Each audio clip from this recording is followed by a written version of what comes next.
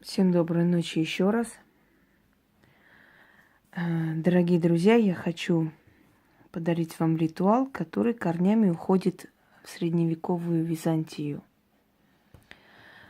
И на самом деле я очень люблю дарить особые ритуалы, особые заговоры этнические, то, что я за много лет работы с архивами,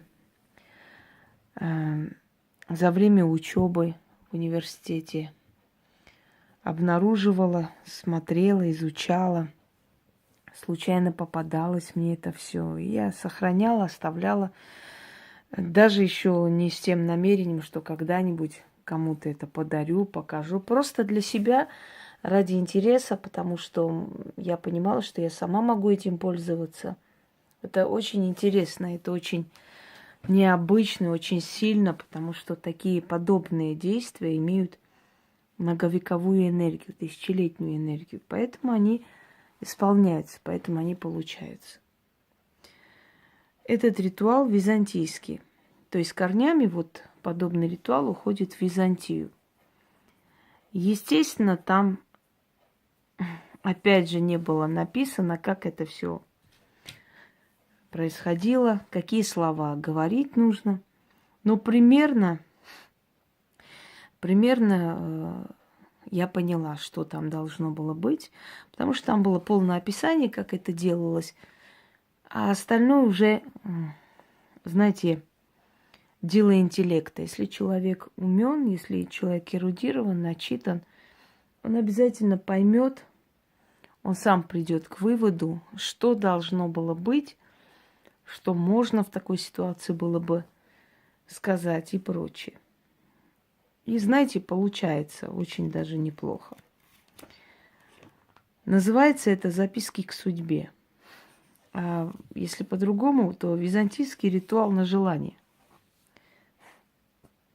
Поскольку в те древние времена бумага была редкостью, писали в основном на коже животных, а именно телят, потому что у телят более такая мягкая кожа. И для того, чтобы написать одну книгу, нужно было целое стадо телят перерезать, снять с них шкуру. То есть это было далеко не дешевое удовольствие. Поэтому понятное дело, что крестьяне не могли себе это позволить. Поэтому они писали на коре дерева, они писали на камнях. Но этот ритуал, он основан на древнем поверье, что огонь усиливает всякое желание, огонь усиливает всякий посыл к судьбе. И с помощью энергии огня можно как бы донести свою просьбу до определенных сфер, которые над судьбой человека, которые руководят судьбой человека. Писали углем в основном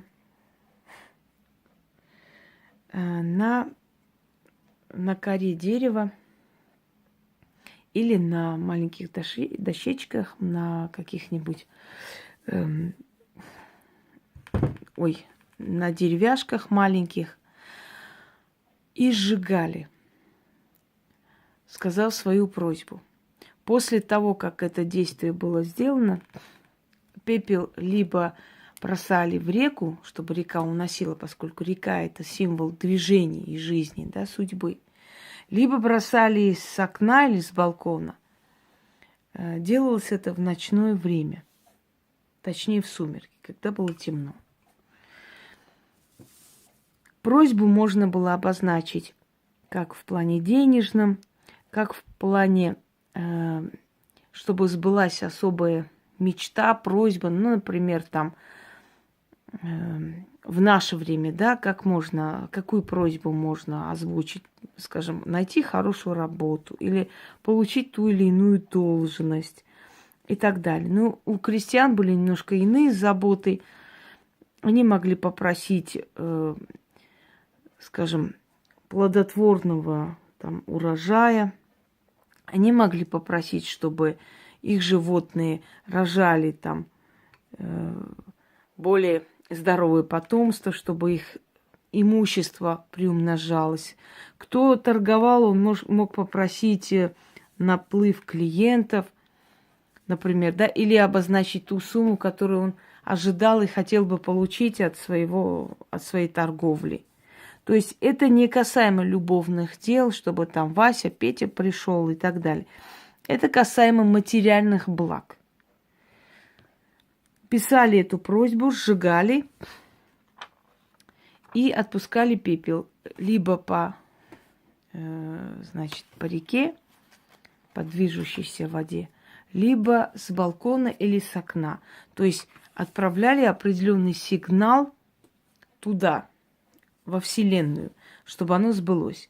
Уже давно доказано, это тесты даже психологов, они практикуют такой момент, знаете, сжигание страхов и прочее, прочее. То есть считается, что вот в подсознании человека нечто, что-то открывается, это нечто соединяет человека с высшим «я», и сбывается то, что хочет человек. Вот мы примерно такого типа ритуал с вами проделаем.